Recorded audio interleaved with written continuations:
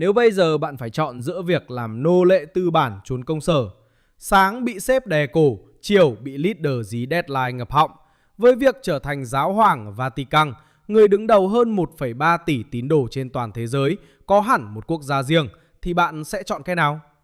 Tôi cá là anh em sẽ chọn làm giáo hoàng, vì vị trí này very quyền lực. Cơ mà để leo lên tới vị trí đó, bạn phải bước vào một hành trình kéo dài hàng chục năm, gồm khoảng 10 level, và level sau luôn khắc nghiệt hơn level trước. Có một lưu ý nho nhỏ, đây không phải con đường chính thức 100%, mà là hành trình phổ biến nhất. Chúng ta cùng tìm hiểu nhé. Level 1. Chủng sinh. Well, để unlock được level này, bạn không chỉ cần một đức tin vững vàng mà còn phải vượt qua vòng thẩm định chất lượng gắt hơn cả kiểm định hàng xuất khẩu sang EU. Hồ sơ lý lịch của bạn phải sạch như gương, không tì vết về pháp luật lẫn đạo đức. Bạn phải trải qua các bài test tâm lý để chứng minh mình không vào đây vì thất tình. Và tất nhiên, một nền tảng học vấn tốt là điều gần như bắt buộc. 5 giờ sáng, bạn đã phải thức dậy. Một ngày của bạn sẽ bắt đầu chuỗi combo cầu nguyện, dự lễ và học tập. Đây là giai đoạn nạp data khổng lồ. Bạn phải nuốt trôi hàng nghìn trang triết học, thần học và giáo luật.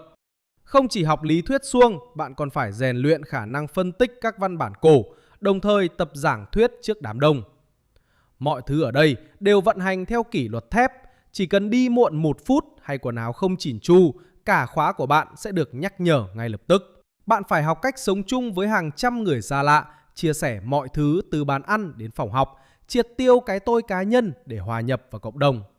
Nhiều lúc bạn sẽ cảm thấy mình như đang tham gia một khóa đào tạo quản lý cao cấp nhưng ở tiêu chuẩn khắt khe nhất thế giới. Những thói quen như lướt mạng xã hội hàng giờ trở nên cực kỳ xa xỉ. Thế nhưng không sao, vạn sự khởi đầu nan, gian nan không được nản. Lại chỉ sau 6 đến 8 năm rèn luyện, bạn không chỉ tích lũy kiến thức mà còn thay đổi về nội tâm, điềm tĩnh hơn, sâu sắc hơn và vững vàng hơn. Từ đó bạn thăng tiến lên một cấp bậc mới. Level 2. Linh mục quản xứ. Chúc mừng bạn chính thức trở thành linh mục.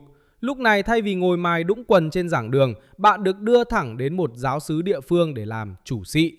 Đây là lúc bạn rời xa lý thuyết màu hồng để đối mặt với thực tế, với muôn vàn tình huống đời thường. Bạn chính là người đứng đầu giáo xứ địa phương, đóng vai trò là người quản lý mọi mặt của giáo xứ. Nhiệm vụ hàng ngày là on mic, giảng thuyết trên bục giảng, cử hành các bí tích và kiêm luôn vai trò tư vấn tâm lý cho giáo dân. Từ chuyện hòa giải vợ chồng cãi nhau đến việc khuyên bảo mấy đứa nhóc bớt báo đời, tất cả đều đến tay bạn. Bạn phải quản lý từ các ban hành giáo, hội đoàn đến đội kèn, đội trống. Bạn phải biết cách gọi vốn, quyên góp để tu sửa nhà thờ, lo cho người nghèo mà không được để thâm hụt ngân quỹ. Đừng nghĩ làm linh mục thì không có deadline. Thay vì bị sếp dí thì bạn bị dân dí 24/7. 2 giờ sáng đang ngủ ngon mà có ca xưng tội khẩn cấp hay người ốm cần sức dầu là phải bật dậy, phi xe như một cơn gió để giải quyết việc. Không có khái niệm ọp máy hay out group như cuộc sống trước kia nữa. Bên cạnh đó, bạn phải giữ hình ảnh chuẩn mực trong mắt cộng đồng, vì bất kỳ sai sót nào cũng có thể ảnh hưởng đến niềm tin của nhiều người. Đôi khi nhìn cái lịch làm việc dày đặc, bạn tự hỏi, mình là linh mục hay là tổng đài viên đa năng kiêm kế toán trưởng? Tôi đến nhìn đám bạn cũ đi bar, đi quẩy, còn bạn ngồi soạn bài giảng cho thánh lễ sáng mai. Cảm giác nó vô thực lắm. Hey bro, đi chơi không? Không bé ơi, tôi còn soạn bài giảng cho thánh lễ sáng mai nữa. Nhưng không phải lúc nào mọi thứ cũng êm đềm. Trong cộng đoàn luôn tồn tại những khác biệt quan điểm. Vai trò của bạn là lắng nghe, dung hòa và đưa ra hướng giải quyết hợp lý, đòi hỏi sự khéo léo và bình tĩnh như một người làm công tác đối thoại. Sau khoảng 5 đến 10 năm lăn lộn chảy ra chóc vẩy ở địa phương, nếu bạn chứng minh được cả năng lực lãnh đạo lẫn sự tận tâm trong phục vụ, bạn sẽ lọt vào danh sách quy hoạch trở thành ứng viên tiềm năng để du học Rome. Level 3. Tầm sư học đạo tại Rome. Nếu ở các bậc linh mục quản xứ, bạn là người gắn bó trực tiếp với cộng đồng, thì khi ở cấp bậc này, bạn vào vai trò của một học giả. Thì nói đơn giản là bạn lại tiếp tục mài đít để đi học. Nhưng khác với level 1, cấp bậc chủng sinh, lần này là bạn sẽ học ở các đại học giáo hoàng danh giá như Gregorian hay Angelicum, nơi được mệnh danh là Harvard của thế giới tâm linh, ở một đẳng cấp hoàn toàn khác. Đây là giai đoạn bạn hệ thống hóa mọi kinh nghiệm thực tế thành lý luận sắc bén. Mục tiêu chính là hoàn thành các chương trình học chuyên sâu, thường là bậc cao học hoặc tiến sĩ trong các lĩnh vực như thần học, giáo luật hoặc kinh thánh. Bạn phải nghiên cứu đào sâu vào các tài liệu chuyên ngành, phân tích những văn bản cổ và xây dựng các luận án có giá trị học thuật cao. Rèn luyện tư duy phản biện, khả năng lập luận và trình bày trước hội đồng chuyên môn. Gặp gỡ và trao đổi với các học giả, linh mục, tu sĩ đến từ nhiều quốc gia, mở rộng góc nhìn toàn cầu. Rào cản lớn nhất chính là ngôn ngữ và môi trường học thuật quốc tế. Bạn có thể phải học và trình bày bằng tiếng Ý hoặc các ngôn ngữ chuyên ngành. Khối lượng kiến thức lớn, yêu cầu nghiên cứu sâu và tiêu chuẩn đánh giá cao khiến giai đoạn này trở thành một thử thách thực sự. Nếu không đủ kiên trì và bản lĩnh, rất dễ bị quá tải. Ban ngày, bạn ngồi trong những thư viện cổ kính, xung quanh là sách vở và tài liệu hàng trăm năm tuổi. Cảm giác như đang xuyên không về một thời đại khác. Tối đến, dạo quanh Vôm, bạn chợt nhận ra mình không còn là linh mục ở giáo xứ nhỏ nữa, mà bắt đầu mang dáng dấp của một người làm việc ở tầm quốc tế. Hoàn thành cấp bậc này, bạn không chỉ có nền tảng học thuật vững chắc mà còn xây dựng được mạng lưới quan hệ rộng. Đây chính là bước quan trọng để bạn bước vào bộ máy lãnh đạo, mở ra cánh cửa cho cấp bậc tham gia phục vụ trực tiếp trong các cơ cấu trung ương của Vatican. Level 4, Đức ông bí thư lãnh đạo. Sau khi đã có tấm bằng tiến sĩ khủng từ Rome trong tay, bạn bắt đầu được xem như nhân sự tiềm năng cho các vị trí quan trọng. Nếu được các giám mục hoặc hồng y tín nhiệm, bạn có thể được bổ nhiệm làm thư ký riêng hoặc được trao tước hiệu danh dự Đức ông, Monsignor. Đây là bước đầu để bạn tiến vào trung tâm vận hành của giáo hội. Bạn đóng vai trò là cánh tay phải của người đứng đầu. Công việc hàng ngày cũng được level up theo. Nào là soạn thảo văn bản, chuẩn bị nội dung làm việc, quản lý lịch trình và hỗ trợ tiếp đón các phái đoàn. Tham gia điều hành, có mặt trong các cuộc họp quan trọng, quan sát cách lãnh đạo đưa ra quyết định và xử lý vấn đề ở tầm vĩ mô. Hỗ trợ đối ngoại, các hoạt động ngoại giao, tiếp xúc với nhiều thành phần trong và ngoài giáo hội. Yêu cầu lớn nhất ở cấp độ này là sự kín đáo và chuẩn mực, vì bạn thường xuyên tiếp cận những thông tin quan trọng, đòi hỏi sự thận trọng tuyệt đối trong cách hành xử và giao tiếp. Nói cách khác là giữ kín bí mật đến mức trời biết, đất biết, sếp biết và bạn biết. Thế là hết, không có người thứ năm. Cái nữa là khối lượng công việc cũng khá lớn, lịch trình dày đặc và áp lực phải duy trì hình ảnh chuyên nghiệp có thể khiến bạn luôn trong trạng thái căng thẳng. Mặc dù vẫn phải chạy deadline, xử lý hàng tá công việc, nhưng phải công nhận, sếp của bạn bây giờ uy quyền hơn ông sếp lắm mồm lúc trước của bạn rất nhiều. Môi trường làm việc phức tạp hơn, đòi hỏi sự tinh tế trong giao tiếp và ứng xử. Biết khi nào nên lên tiếng, khi nào nên lắng nghe. Đó là kỹ năng quan trọng để giữ được sự cân bằng giữa hiệu quả công việc và nguyên tắc cá nhân. Khi bạn thể hiện được sự tin cậy, tinh thần trách nhiệm và khả năng làm việc hiệu quả trong vai trò bí thư lãnh đạo, bạn sẽ dần được giao những nhiệm vụ quan trọng hơn, mở ra cơ hội để tiến lên vị trí lãnh đạo cấp cao ở các bậc tiếp theo. Level 5, giám mục chính tòa. Level này coi như bạn cũng đủ lông đủ cánh, có thể ra ở riêng được rồi. Đây là bước ngoặt thay đổi hoàn toàn vị thế của bạn trong giáo hội. Sau quá trình đề cử và thẩm định, giáo hoàng sẽ là người đưa ra quyết định cuối cùng, ký quyết định bổ nhiệm bạn làm giám mục. Bạn trở thành người lãnh đạo một giáo phận, một cộng đồng rộng lớn với nhiều thành phần khác nhau. Bạn là người cầm lái chính, sở hữu chiếc gậy mục tử và chiếc nhẫn quyền lực. Ở vai trò này, bạn quản lý một hệ thống quy mô lớn bao gồm nhiều giáo xứ, linh mục, tu sĩ và giáo dân. Bạn phải phân công, điều phối và hỗ trợ các linh mục trong giáo phận, đảm bảo hoạt động mục vụ diễn ra ổn định. Điều hành, định hướng phát triển chung, tổ chức các hoạt động tôn giáo và cộng đồng. Ngoài ra, bạn còn phải giám sát việc sử dụng nguồn lực, quản lý các cơ sở như nhà thờ, trường học, cơ sở từ thiện. Trách nhiệm của vị trí này là rất lớn. Mọi quyết định của bạn đều có ảnh hưởng trực tiếp đến nhiều người. Bạn phải giữ được sự cân bằng giữa đời sống tinh thần và các yếu tố thực tế trong xã hội hiện đại. Việc xử lý các vấn đề nội bộ, truyền thông và mối quan hệ với chính quyền địa phương đòi hỏi sự cẩn trọng và bản lĩnh của bạn rất nhiều. Bạn sẽ phải giải quyết nhiều tình huống phức tạp, từ những khác biệt trong nội bộ đến các vấn đề phát sinh trong cộng đồng. Không biết các bạn thấy thế nào, chứ tôi thì thấy vai trò của bạn lúc này chẳng khác gì một người trọng tài. Vừa phải công bằng, vừa phải giữ được tinh thần xây dựng và đoàn kết. Cũng khó phết đấy nhở. Nhưng không sao, chỉ cần bạn điều hành giáo phận ổn định, xây dựng được một cộng đồng gắn kết và tạo được sự tín nhiệm từ cả bên trong lẫn bên ngoài, bạn sẽ càng tiến gần hơn tới những vị trí có tầm ảnh hưởng lớn hơn trong toàn giáo hội. Level 6, tổng giám mục, sứ thần tòa thánh. Bạn chính thức được tăng cấp làm sếp, bước vào nhóm lãnh đạo cấp cao. Vai trò của bạn không còn giới hạn trong một giáo phận mà mở rộng ra tầm khu vực, thậm chí là quốc tế. Bạn có thể đảm nhận một trong hai vị trí chính. Tổng giám mục, lãnh đạo một tổng giáo phận lớn, có vai trò định hướng cho nhiều giáo phận khác trong khu vực. Sứ thần tòa thánh, đại diện ngoại giao của giáo hoàng tại một quốc gia, tương đương một đại sứ. Nói một cách dễ hiểu, bạn lúc này giống như giám đốc vùng hoặc đại diện cấp cao trong một tổ chức toàn cầu. Bạn tham gia định hướng, phối hợp hoạt động giữa các giám mục trong khu vực, đóng vai trò dẫn dắt trong các hội nghị và quyết định mang tính chiến lược.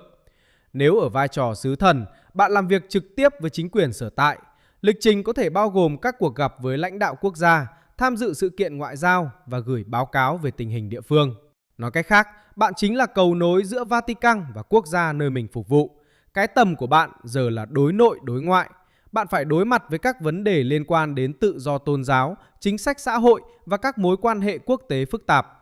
Mỗi quyết định hay phát ngôn đều cần được cân nhắc kỹ lưỡng. Bạn cần giữ được sự tỉnh táo và cân bằng, vừa đảm bảo nguyên tắc, vừa duy trì mối quan hệ hài hòa với môi trường xung quanh. Đừng tưởng lên làm sếp lớn là hết áp lực. Thực tế, nó được nâng lên một cấp độ khác. Thay vì bị một người nhắc việc, giờ bạn phải tự chịu trách nhiệm cho những quyết định có ảnh hưởng rộng hơn rất nhiều. Khi bạn thể hiện tốt vai trò lãnh đạo và xây dựng được uy tín ở cả cấp độ khu vực lẫn quốc tế, bạn sẽ được cân nhắc lên một nấc thang mới. Level 7. Tổng trưởng các bộ. Nếu như ở vị trí trước bạn mới chỉ dừng lại ở việc làm sếp ở địa phương, thì ở cấp bậc này bạn sẽ được mời về Rome để đảm nhận vai trò tổng trưởng, prefect của một cơ quan trong bộ máy điều hành của Vatican. Bạn rời khỏi địa phương nhỏ bé để tham gia trực tiếp vào việc vận hành toàn bộ giáo hội ở tầm toàn cầu. Thấy gì chưa? Cấp toàn cầu đấy. Ở vị trí này, bạn giống như một bộ trưởng trong hệ thống quản trị trung ương. Công việc của bạn là xử lý các hồ sơ quan trọng, tham gia xây dựng và triển khai các định hướng ảnh hưởng đến nhiều quốc gia, soạn thảo các văn bản, đề xuất chính sách và trình lên giáo hoàng để xem xét, ban hành, giám sát, theo dõi hoạt động của các khu vực trên thế giới trong lĩnh vực mà bạn phụ trách. Khối lượng công việc lúc này mang tính toàn cầu, đòi hỏi bạn phải cập nhật thông tin liên tục và đưa ra quyết định cẩn trọng. Bạn phải đối diện với nhiều góc nhìn khác nhau, từ văn hóa, xã hội đến các vấn đề nội bộ mang tính toàn cầu. Bạn cần tìm ra hướng xử lý phù hợp để giữ được sự thống nhất chung. Ở cấp độ này, một phát biểu hay quyết định chưa chính xác có thể tạo ra tác động rộng lớn. Vì vậy, sự thận trọng và trách nhiệm luôn được đặt lên hàng đầu. Khi bạn vận hành tốt công việc ở cấp trung ương thì xin chúc mừng, bạn đã đạt điều kiện để tiến đến đỉnh cao mới trong sự nghiệp. Level 8. Hồng Y. Chúc mừng bạn đã lọt vào hệ tư tưởng áo đỏ. Giáo hoàng trao cho bạn chiếc mũ đỏ, Biretta. Bạn chính thức trở thành Hồng Y, như này và như này nữa. Ở level này, bạn không còn là sếp vùng hay trưởng bộ phận nữa, mà là cố vấn chiến lược tối cao. Bạn là một trong hơn 200 Hồng Y trên thế giới, nhưng chỉ khoảng 120 người dưới 80 tuổi mới có quyền bầu giáo hoàng. Đây được coi là những người quyền lực nhất, trực tiếp quyết định ai sẽ là chùm cuối tiếp theo của Vatican. Bạn là KOL của các KOL. Bạn hoạt động ở cả hai mặt, tư vấn và điều hành ở tầm vĩ mô. Bạn được đóng góp ý kiến cho giáo hoàng trong các vấn đề lớn của giáo hội và xã hội. Được tham gia vào tiến trình bầu chọn giáo hoàng mới khi có mật nghị. Đây là một trong những trách nhiệm quan trọng nhất. Bạn sẽ được đứng đầu hoặc tham gia các hội đồng, định hướng các hoạt động liên quan đến giáo dục, từ thiện và các vấn đề đạo đức toàn cầu. Ở vị trí này, bạn trở thành một nhân vật có tầm ảnh hưởng rộng lớn. Mọi hành động và phát ngôn đều được theo dõi và phân tích kỹ lưỡng. Áp lực không còn đến từ khối lượng công việc đơn thuần, mà từ trách nhiệm lâu dài của cả một cộng đồng lớn. Những quyết định bạn tham gia có thể tạo ra ảnh hưởng sâu rộng trong nhiều năm. Nhiều vị Hồng Y hay giám mục nhìn bên ngoài, cuộc sống có vẻ rất trang trọng và đẳng cấp. Đi xe xịn, đồ của cơ quan, ở nhà cổ kính, đồ của giáo hội. Nhưng thực tế, họ là những tỷ phú ảo. Bạn nắm giữ khối tài sản khổng lồ của Vatican, sáng ký lệnh chi 10 triệu đô xây bệnh viện, chiều đi bộ ra tiệm tạp hóa mượn anh em 10.000 mua cái thẻ nạp điện thoại vì quên chưa xin quỹ. Thế nhưng đổi lại, sức ảnh hưởng của bạn lúc này là quyền lực mềm rất lớn. Tiếng nói của bạn có thể tác động đến nhiều lĩnh vực, từ xã hội đến văn hóa và được các nhà lãnh đạo trên thế giới lắng nghe. Nếu bạn hội tụ được cả kinh nghiệm, sự sáng suốt và uy tín cá nhân, bạn có thể được xem là một trong những ứng viên tiềm năng cho vị trí cao nhất. Level 9. Mật nghị Conclave. Khi giáo hoàng đương nhiệm qua đời hoặc từ nhiệm, một chiếc chuông báo hiệu sẽ vang lên. Bạn và khoảng hơn 100 vị hồng y khác từ khắp năm châu bốn bể sẽ khăn gói quả mướp bay thẳng về Rome. Các bạn sẽ bước vào nhà nguyện Sistine, cánh cửa gỗ dày cộp đóng sầm lại và khóa trái từ bên trong. Bạn chính thức bị cách ly với xã hội. Hơn 100 cụ ông quyền lực nhất thế giới bị nhốt chung một chỗ, ăn chung, ngủ chung trong những khu nhà nội bộ của Vatican, với điều kiện đơn giản và tách biệt hoàn toàn. Nó giống như một phiên bản sao nhập ngũ ở độ tuổi 70 cộng, nhưng độ khó gấp trăm lần. Trong đó chỉ những người dưới 80 tuổi mới có quyền bỏ phiếu. Bạn buộc phải offline tuyệt đối. Không điện thoại, không internet, không TikTok hay bất kỳ liên lạc nào với bên ngoài. Mỗi ngày, bạn sẽ lên bàn thờ, cầm lá phiếu, ghi tên ứng viên bạn chọn và bỏ vào chén thánh. Bạn cần đạt ít nhất 2/3 số phiếu để giành chiến thắng. Có nhiều quan điểm khác nhau, từ bảo thủ đến cải cách, và các hồng y sẽ cân nhắc rất kỹ trước khi bỏ phiếu. Bạn phải tinh tế đọc tình hình, nhận ra xu hướng phiếu và dùng uy tín cá nhân để thuyết phục đồng minh. Mọi hình thức lôi kéo phiếu bầu đều bị cấm tiệt. Thành bại lúc này dựa hoàn toàn vào bản lĩnh, kinh nghiệm và uy tín bạn đã tích lũy từ các cấp bậc trước đó. Nếu bạn vượt qua conclave và đạt số phiếu cần thiết, xin chúc mừng bạn đã về đích với vị trí giáo hoàng Vatican, vị trí quyền lực tối thượng đứng đầu hơn 1,3 tỷ tín đồ trên toàn cầu. Đây chính là đỉnh cao của cả hành trình. Level 10. Giáo hoàng. Sau khi nhận đủ số phiếu, một vị hồng y sẽ tiến đến hỏi bạn, bạn có chấp nhận không? Nếu bạn đồng ý, bạn sẽ được đưa vào căn phòng nước mắt, Room of Tears, để thay bộ đồ màu trắng tinh khôi. Các bạn có biết tại sao gọi là phòng nước mắt không?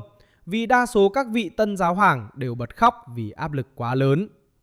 Làn khói trắng bốc lên, bạn bước ra ban công, hàng triệu người bên dưới gào thét tên bạn. Habemus Papam, chúng ta đã có giáo hoàng. Bạn chính thức trở thành vua của một quốc gia, cha của một tôn giáo. Trong những tuyên bố chính thức về đức tin, lời của bạn được coi là không sai lầm. Một đặc quyền cực kỳ hiếm và gần như không có tiền lệ trong thế giới hiện đại. Lời nói của bạn là tối cao cho 1,3 tỷ tín đồ trên thế giới. Lịch làm việc của bạn xoay quanh các cuộc gặp nguyên thủ, lãnh đạo và các vấn đề toàn cầu. Bạn điều hành cả một quốc gia nhỏ nhưng quyền lực khổng lồ, với mọi quyết định từ kinh tế, chính trị đến đời sống tinh thần của toàn giáo dân. Bạn sẽ chọn một tông hiệu mới thay thế cho tên của mình. Ví dụ bạn tên Tèo giờ phải đổi thành Francisco hay Gioan Paulo. Bạn sống trong một cung điện lộng lẫy nhưng thực chất là một chiếc lồng vàng. Mọi bữa ăn đều có người chuẩn bị. Mọi bước đi có vệ sĩ theo sát. Mọi lời nói bị báo chí mổ xẻ từng chữ. Bạn có quy chế ngoại giao đặc biệt, được đón tiếp ở cấp nguyên thủ và gần như không gặp rào cản di chuyển như người bình thường. Bạn không cần visa, không cần check-in sân bay và cũng chẳng bao giờ phải lo chuyện tắc đường vì cảnh sát sẽ dẹp đường cho bạn từ Rome đến New York. Đây là cấp bậc duy nhất mà bạn chỉ out game khi qua đời hoặc tự nguyện từ nhiệm. Bạn không còn là một cá nhân, bạn là biểu tượng, là lịch sử. Bạn nghĩ làm giáo hoàng là kết thúc rồi đúng không? Không, đó mới là bắt đầu của cấp bậc khó nhất. Từ một sinh viên, bạn trở thành người gánh deadline của cả thế giới. Vậy quay trở lại câu hỏi ban đầu, bạn còn muốn làm giáo hoàng Vatican không? Hay chỉ muốn làm một nhân viên văn phòng bình thường, sáng làm ly trà đá, tối chạy deadline? Còn tôi, chắc chắn tôi sẽ chọn tiếp tục làm nhà, sáng tạo nội dung để còn ra video đều đặn cho các bạn rồi. Nếu bạn muốn xem thêm nhiều câu chuyện leo danh cuộc đời thì đừng quên like và subscribe tôi nhé. Bye bye!